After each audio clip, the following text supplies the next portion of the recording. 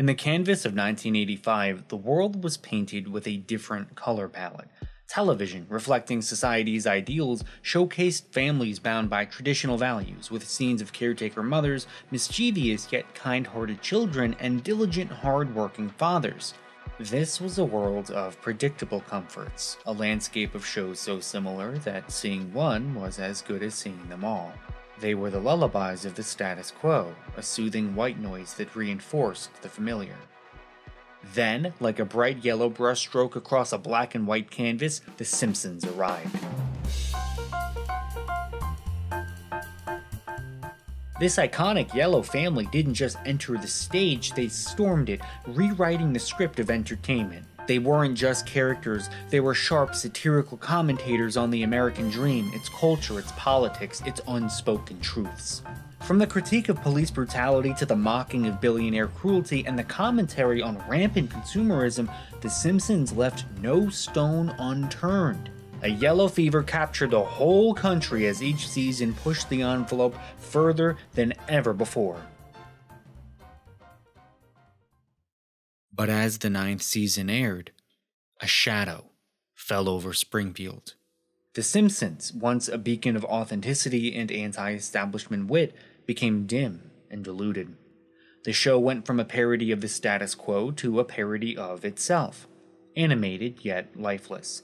Despite keeping their yellow appearance, all the color was gone. The Simpsons are dead, and what you see on TV today is what we call zombie Simpsons, continuing not for art or social commentary, but for commerce, a cynical cycle of merch and money, far removed from its origins. And here's the scary part, something similar is happening across the entire media landscape. If you pay attention, you'll see countless examples of what I call zombie language. It looks exactly like normal language, but there's something missing. It gives the impression that there's not really a person on the other side. We see zombie language online so often that we don't even notice it. We scroll past it without giving it a second thought. It's almost invisible, yet it's everywhere. This isn't about AI-generated text, though that plays a part. Zombie language has deeper roots. It's in our blogs, our shows, our songs. It surrounds us daily, and some, tragically, adopt it as their own tongue. But where does zombie language come from? Who makes it, and for what possible purpose? Why is there human language without humanity?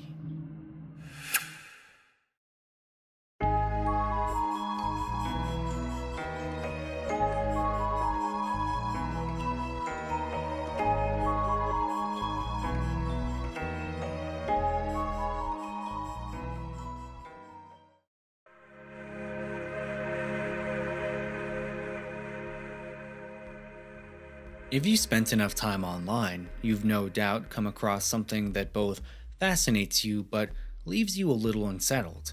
Liminal spaces. These are places built for humans but with no sign of life. Empty grocery stores, playgrounds where laughter should be heard, now silent. The unforgettably bland hallways and office spaces sitting motionless beneath cheap fluorescent lighting. They're universally recognizable not just in their emptiness, but in their uniformity. Architecture that reverberates a lifeless sameness, as if the very essence of humanity had been meticulously erased. Liminal spaces are creepy not because there aren't people there, but because there isn't humanity. I want you to look at this medieval hallway. There are no people here, it has inconsistent lighting, and it's even a transitional place. Why isn't this considered a liminal space?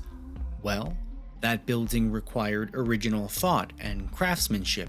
A real person made real decisions. Traditional architecture like that is special because no two structures are the same. Even if humans aren't there now, you know there were at some point. But what the hell is this? There aren't people there, and for all we know, there never really was. We have an instinct for this kind of thing. It's not just physical spaces, this extends to other forms of creation. When something is created by humans, but lacks humanity, you just know it. It's the reason we can watch the current season of The Simpsons and know that something is off.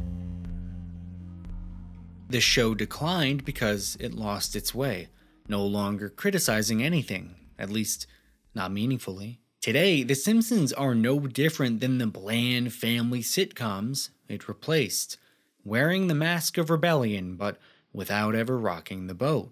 You might be surprised to find out that this is so common that there's a word for it: recuperation.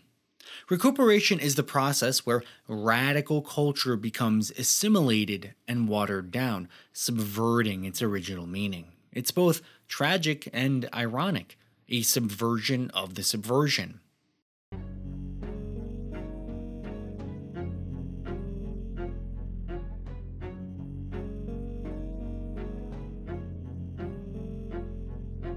Recuperated media speaks in zombie language, and similarly to liminal spaces, we recognize it immediately.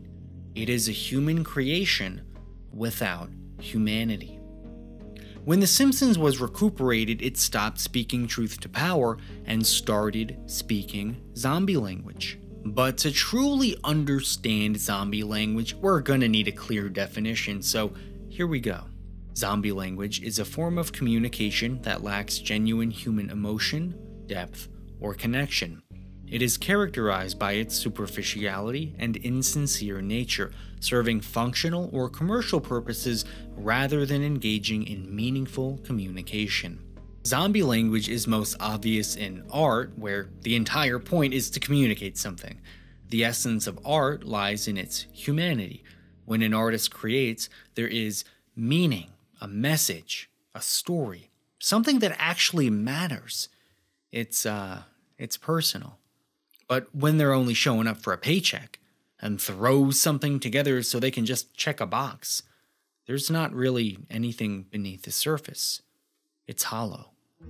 Zombie language replaces the authentic expression of the artist, undermining everything that makes them human. You cannot put creativity onto an assembly line and mass produce it, and when you try, you end up with zombie Simpsons. A hollow imitation, mere pastiche, an empty shell that means nothing to no one, not even you. But you have to wonder, why does this happen? Not only to The Simpsons, but countless other works of entertainment and culture. Interestingly, the answer can be found in a very common piece of advice. You remember that saying, don't turn your hobby into your job because you'll lose your passion for it? This is popular advice because it's the truth. This idea has been validated by decades of psychological research. Psychologists call it the overjustification effect. Basically, motivation only has two sources. There's intrinsic motivation that comes from inside you, and external motivation that comes from somewhere else. The overjustification effect explains how external motivation is not very powerful and results in lower performance and poor engagement. It's honestly boring. You wouldn't do it if you weren't getting some kind of reward, whether it's showing up to work because you don't want to be homeless, or releasing episodes of The Zombie Simpsons so you can sell more merch. There's a world of a difference between cynically chasing rewards and doing something because it's what you're truly supposed to be doing. The evidence is in the outcome. When you're driven by intrinsic motivation, like with your hobby, then you'll not only do a better job, but it will be extremely enjoyable to do in the first place. You do it for the sheer sake of doing it. There's passion and meaning, and it's fun. This is what life is about, and there are millions of examples we could explore. It's a volunteer firefighter saving a family and not asking for anything in return. It's spending your free time editing Wikipedia articles so anyone can learn about Lacanian psychoanalysis. It's mastering a musical instrument so you can jam out to your new favorite song. There is simply no comparison between these two forms of motivation. It's the difference between writing your magnum opus and that half-ass essay from English class. You know exactly what I'm talking about. And this is why it's so dangerous to give people the career advice of just doing what you love. You aren't actually doing what you love. You're selling what you love. It becomes a business transaction. You're not supposed to turn your passion project into your job because the external motivation of money almost always wins out. This dangerous blending of motivation compromises your artistic integrity. It kills your passion and puts it on a t-shirt. This is particularly dangerous for creative projects because the second you start cutting corners so you can just throw something out there, everybody knows it. Even if you can force yourself to go through the motions, you cannot change your brain's wiring. You're not overcoming writer's block, you're fist-fighting evolution.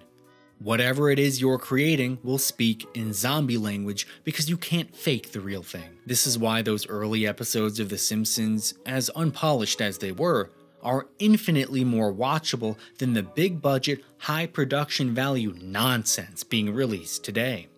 What makes recuperation so tragically common is that everyone is vulnerable to this external motivation of money. It's not anyone's fault, it's not a conspiracy. It's just the way the system works right now. It doesn't matter how talented you are, it doesn't matter how pure your motivations may be in the start, sooner or later, money becomes a factor. And when it does, it swallows you whole. The end result is a culture characterized by emptiness, where the zombie Simpsons aren't some tragic outlier, but the norm. You shouldn't be surprised to find out that almost everything in popular culture is created in this cynical pursuit of money, where the entire media landscape speaks zombie language.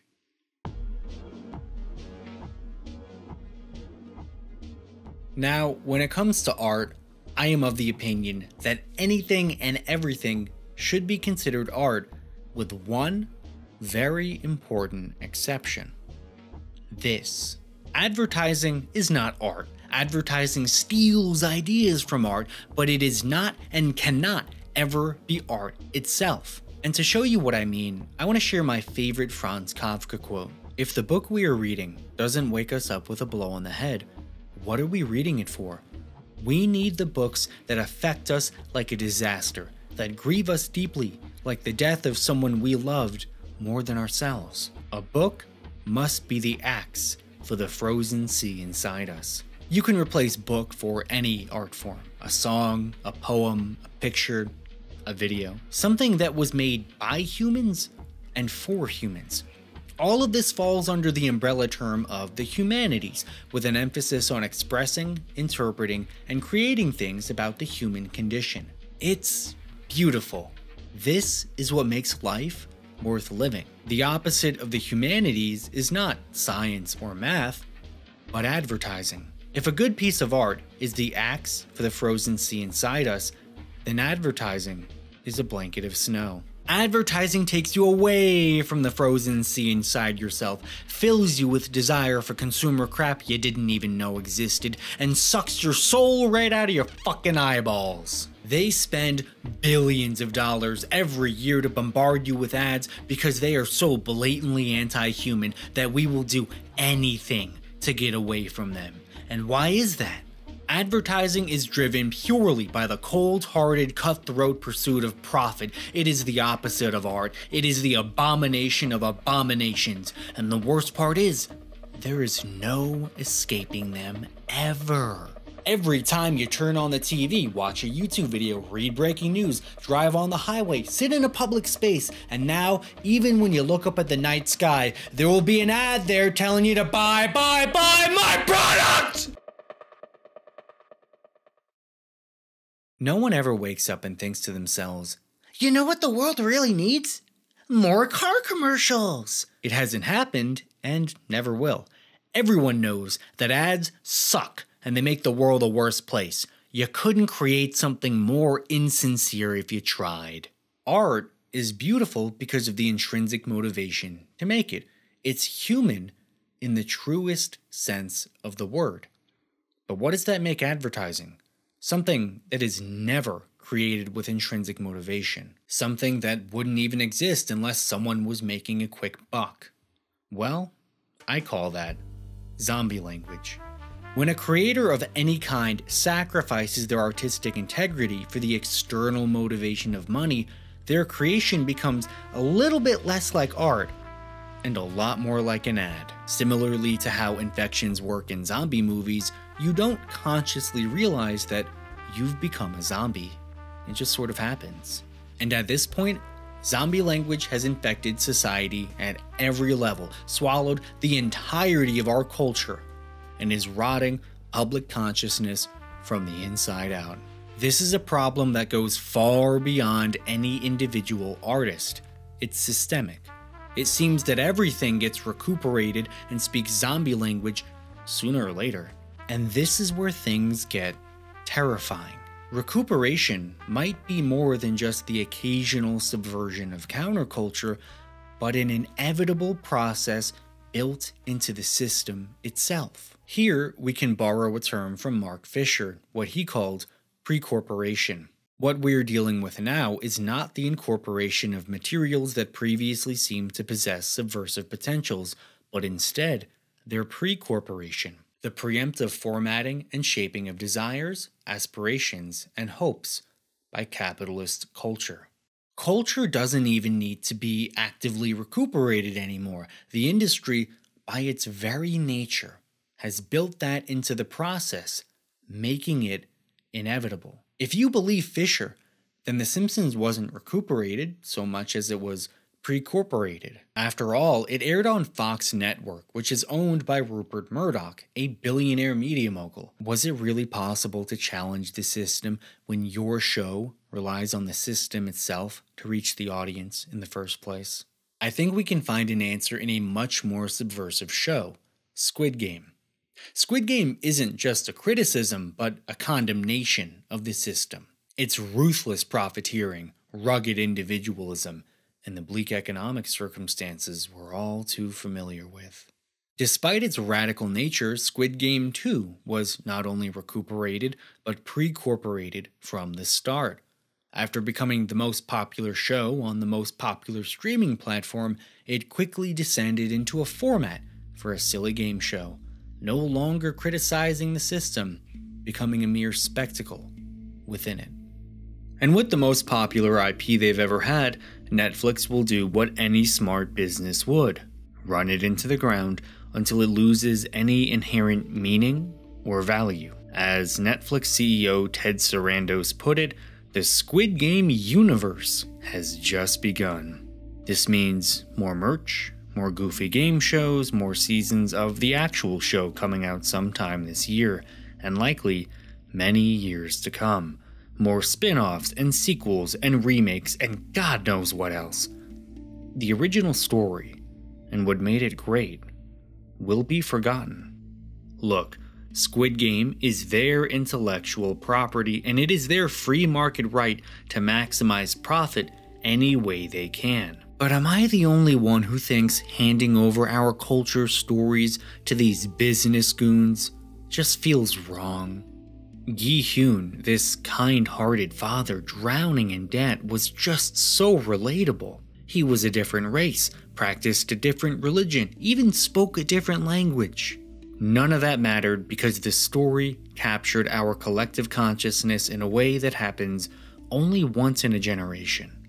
And quite honestly, it pains me to know that this is just another media property to be run into the ground, to be excavated, mined, and depleted until there is nothing left. Squid Game is following in the footsteps of The Simpsons.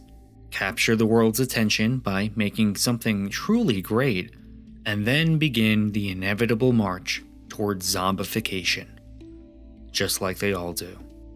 Squid Game fought the system, and the system won. Is true artistic innovation even possible anymore? Whatever idea you have, no matter how innovative or subversive it may be, has already been pre-corporated before it even existed.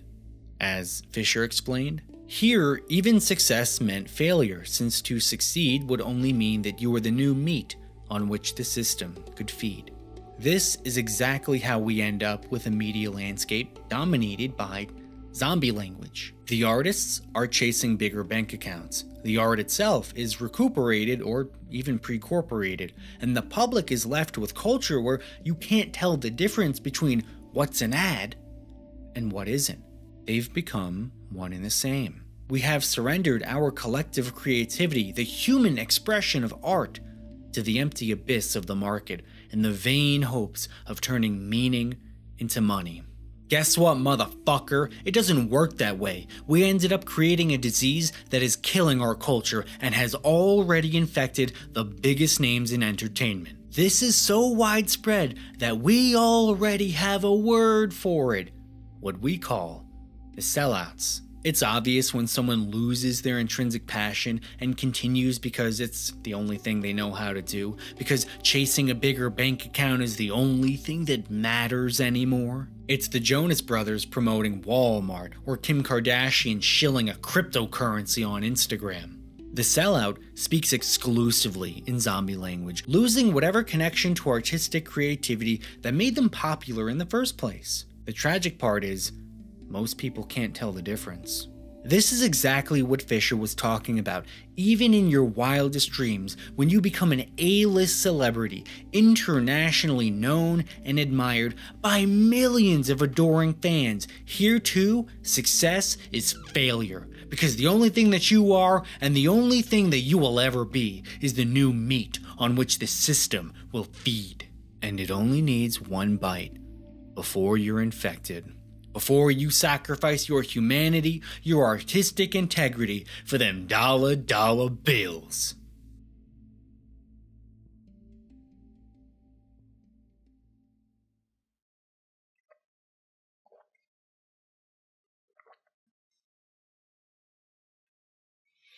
In the past, culture and commerce were completely separate and had nothing to do with each other. Myths, legends, and folklore evolved organically, not for profit, but as sincere expressions of human experience and belief. These stories resonated, forming powerful personal connections with their audiences. They shaped identities and values in a way that was profoundly human. Today, we face a very different reality. Our cultural icons, our modern myths, are completely subservient to commercial interests. The whims of money dictate not just the survival, but the very nature of our culture. And you have to wonder, what kind of culture would we have if the artists didn't have to worry about pleasing the advertisers or making sure the shareholders got a return on their investment? What would happen if the culture we created existed for its own sake and not how much revenue it might generate? How much of our culture today immediately disappears if you take money out of the equation? My friend, I hope you're starting to see the scale of this problem. Zombie language is everywhere, and even if you found an artist who doesn't speak it yet, just wait. It's only a matter of time before they do. They've already been pre-corporated. Art and culture should be beautiful and meaningful, but we wake up every day and perpetuate a system that makes this impossible, that forces authentic self-expression to bend the knee to whatever can make the safest return on investment. We're bombarded not just with zombie language, but zombie culture. Fisher explained it like this. Capital is an abstract parasite, an insatiable vampire and zombie maker. But the living flesh it converts into dead labor is ours, and the zombies it makes are us.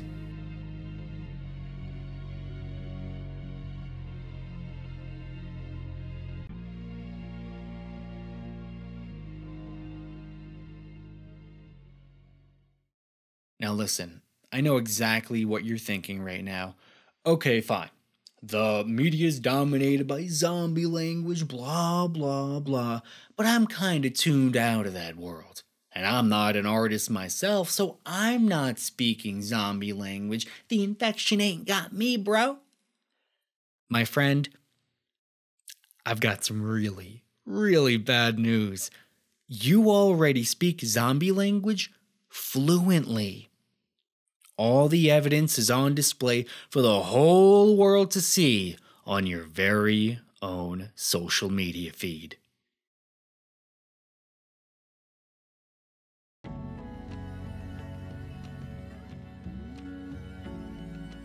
To show you how you're already fluent in zombie language, we need to understand the famous saying, "The medium is the message."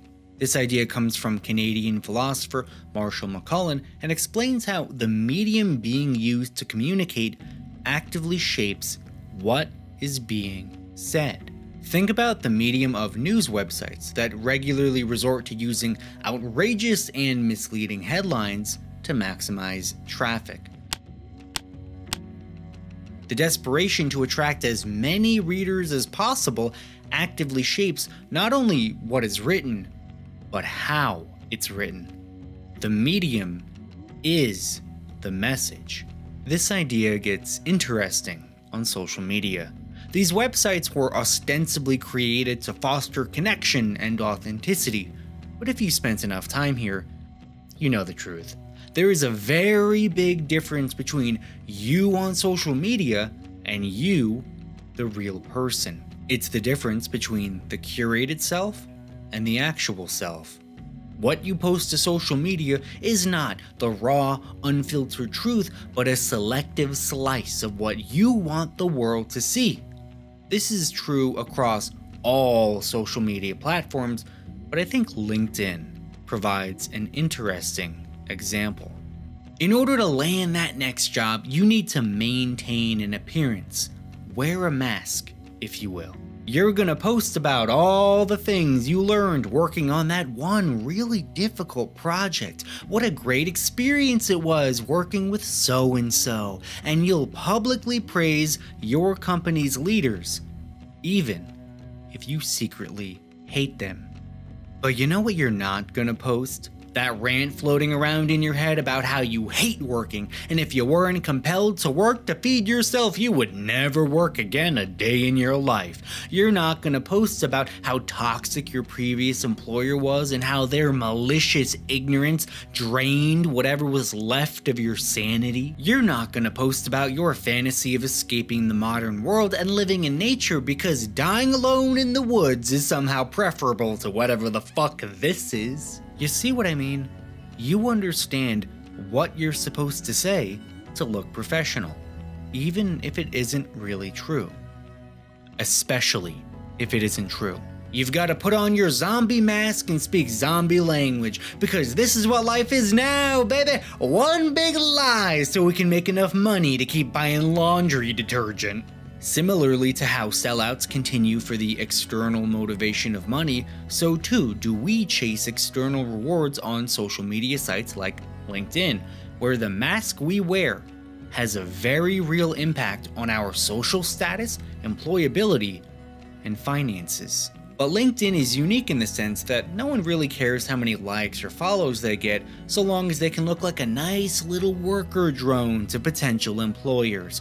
Once you get hired, you don't use LinkedIn again until you're looking for another job. It's a clown show of charlatans, and everybody knows it. The real spectacle is on platforms like Facebook, Instagram, and here on YouTube, where engagement is king. Here, the curated self isn't just a mask, it's a commodity. Every post, every photo, every video is a bid for attention, likes, shares, and ultimately, validation. Please, validate me. Smash the like button for the little boy that was never hugged because he was raised by wolves. No, Mom, I can't eat another raw deer. Oh, God. Smash the like button. The problem is that you aren't posting for the sake of posting, you're chasing validation, another external reward. This is where the medium is the message becomes something more insidious. If the medium is social media, and the message is some aspect of your life or your ideas, then at least some part of you becomes deeply interconnected with social media. The line between the curated self and the actual self becomes blurred. You become what social media conditions you to be. This quest for validation has distorted everything, turning genuine moments into performances and authenticity into spectacle.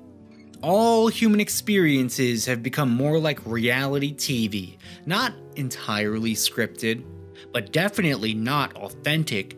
If you've ever been a social media power user, or God forbid an influencer, you'll notice your thoughts start becoming neatly packaged pieces of content. You don't even need to curate your thoughts, since curation becomes integral to how you think. And the more you think in this social media language, the more views, likes, and shares you get. More precious validation. It's not just that you start speaking zombie language, you start thinking in zombie language, replacing your own internal monologue and thought process. It's as if you rewired your brain to maximize compatibility with the algorithm. And when they make changes to the algorithm, so too do they change your subjective experience of the world.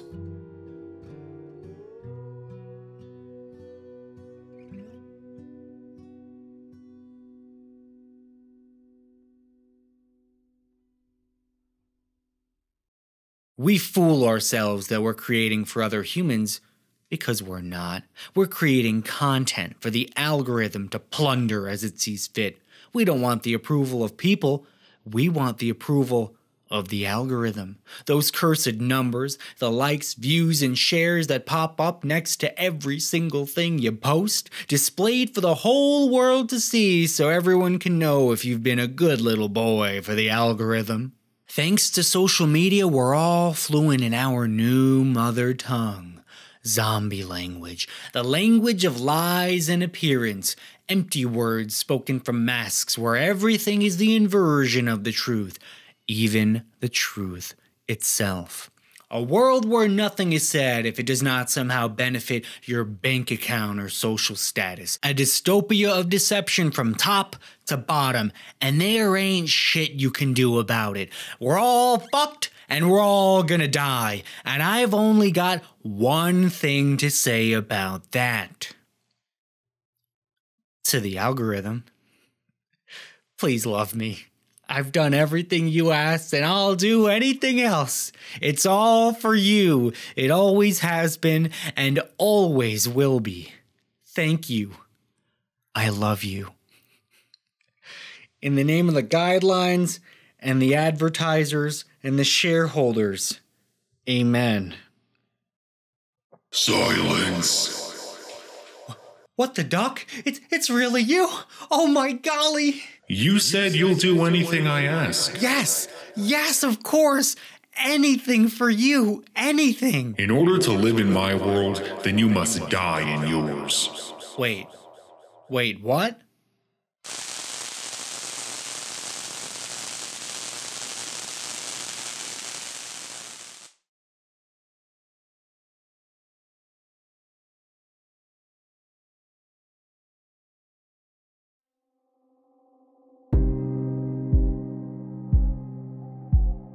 Popular culture is a mirror held up to our collective psyche. And when we look in that mirror, what do we see? A new kind of monster. One that only came to prominence in the last century. A monster that has taken the world by storm, from movies to TV shows, video games, and Halloween costumes. You guessed it, vampires. Nah, I'm kidding. I'm just kidding. It's zombies. It's definitely zombies. Psychologist John Vervaeke co-wrote Zombies in Western Culture, an interesting analysis of the rise of zombies in popular fiction. He makes a compelling case that zombies are prevalent because they're a subconscious reflection of our lack of direction, meaning, and purpose. Today, we're missing a coherent worldview. As Vervaeke defined it, a worldview is two things simultaneously: 1, a model of the world, and 2, a model for acting in that world. It turns the individual into an agent who acts, and it turns the world into an arena in which those actions make sense. It's easy to see how most people don't really have that anymore. We're living after the death of God, and nothing has stepped in to take Christianity's place. We're left with a profound emptiness. As Vervaeke explains, a fluid worldview is akin to a healthy and balanced ecology. Just as there is the possibility for an ecological crisis, there is also a possibility for a worldview crisis. The zombie apocalypse represents such a crisis. Now, I was a little skeptical when I first read this book, but I've been won over because it just explains too much. Plus, it gives me the perfect excuse to talk about zombies in this video, so here we are.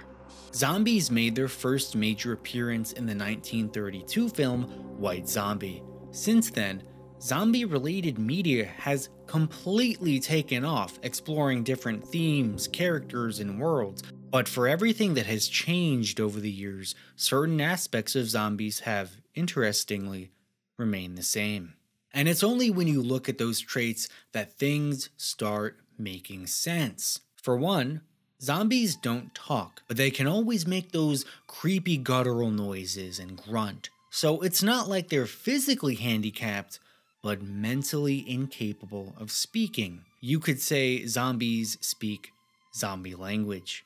We live in a world where every sound that comes out of your mouth and every letter you type on your keyboard is filtered through the lens of how it affects you. Will my friends still like me if I say I hated that Wikipedia page of a movie, Oppenheimer? Fuck honesty, fuck truth, just say whatever you need to say. It doesn't really matter. Like zombies, all we're doing is broadcasting our own emptiness. You may not have thought about it, but zombies are communal. They're always in a horde. But have you ever noticed the zombies' relationships to each other? They never help each other, even when it's in their own interest. They'll even push each other out of the way to get ahead. The presence or absence of any other zombie is simply irrelevant. They don't even acknowledge each other's existence, surrounded by others, but completely alone. They have the underpinnings of self-organization, but without the narrative imagination that gathers common purpose. They're not actually working together, they're just working toward the same goal, making money, eating brains. This twisted sense of community mirrors our own. Wherever we gather, we aren't sharing experiences, we're just in the same place, doing the same thing at the same time. There's no authentic connection, whether it's students in the classroom, workers in the office, or wherever else you end up. But as much as we hate it, it isn't really anyone's fault, because zombies are not evil. The zombie does not possess malevolence. Even as it drags itself forward in consumption, it is merely scrabbling to satisfy a base instinct of its own craving, but it does not do so with the awareness of malintent. Something I hope you've noticed throughout this video is that there's no evil mastermind controlling everything. There doesn't need to be. Obviously, there will always be bad people who do bad things, but what we're suffering from with zombie language is not the doing of any individual or group of individuals. This is systemic. People are doing what's in their logical best interest to do, and that's exactly the problem. Despite the absence of bad intentions, zombies' actions still cause suffering, most notably to themselves. Zombies are heedless. They have no regard for their own survival, defying the essence of every other living thing, like ever. Life wants to live, but zombies, they will die to consume. Are we really so different? We are quite literally sacrificing our species' survival for some imaginary number to keep going up. We all bitch and moan about the bottomless pit inside the modern consumer, but every single one of us is just as guilty as the next. I can't even tell you how much crap I bought online this month.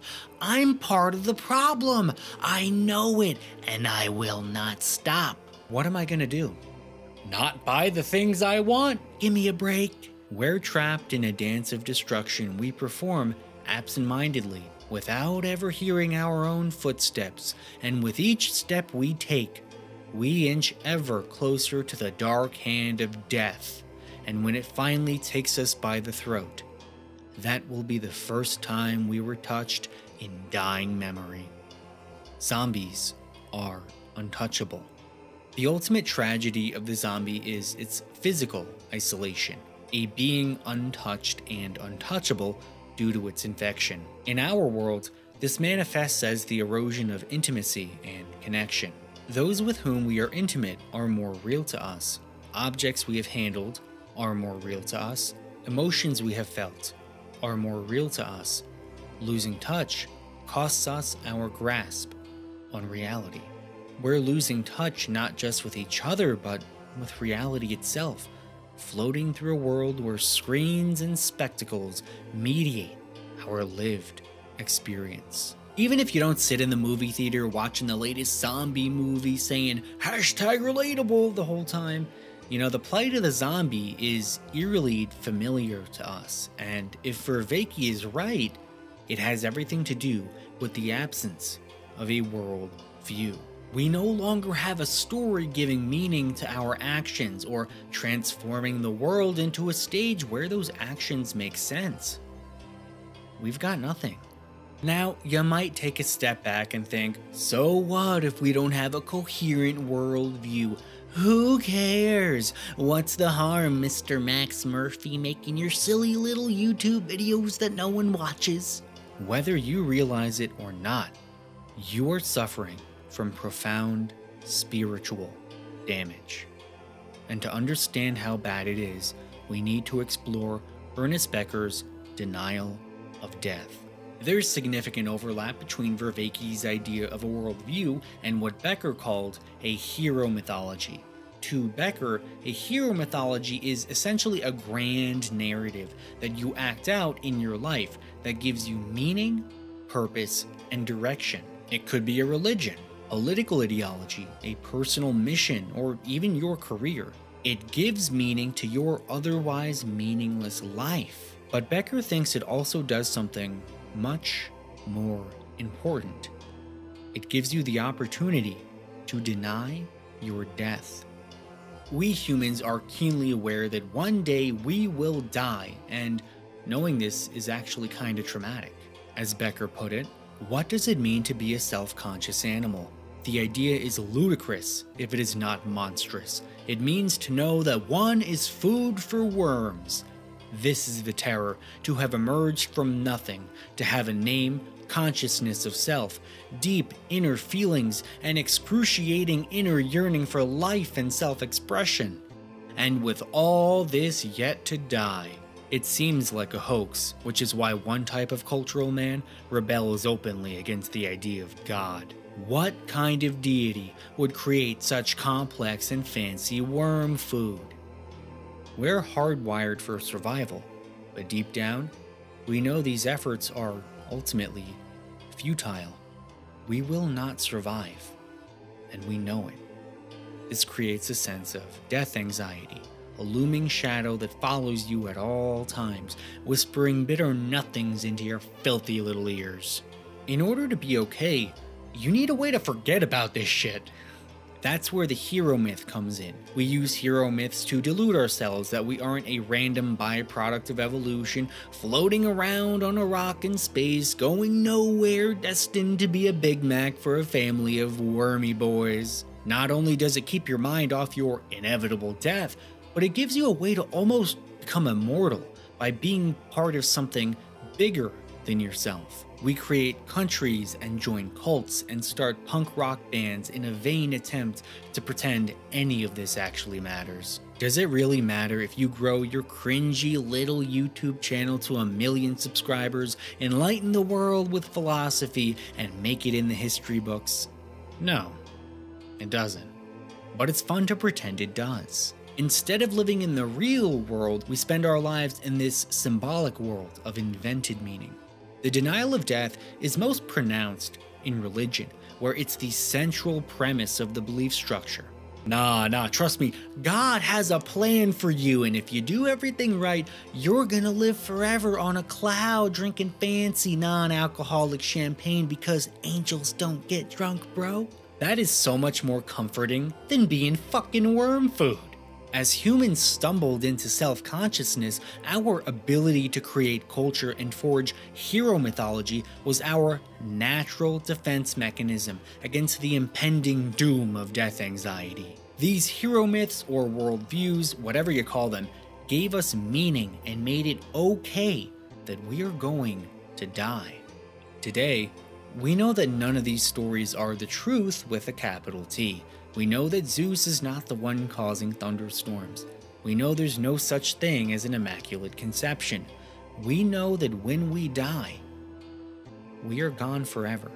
We know the old stories are lies, beautiful lies, compelling lies, but lies nonetheless. The gods stopped existing when we stopped believing in them. We've become smart enough to reject the hero myths of the past, but not smart enough to invent new ones. You've been reduced to a nothing. You are a random accident, and everything you do is a random accident. The end result is the nihilistic nothingness infecting everyone like a disease, transforming us all into the decaying pile of corpses eating brains on the big screen.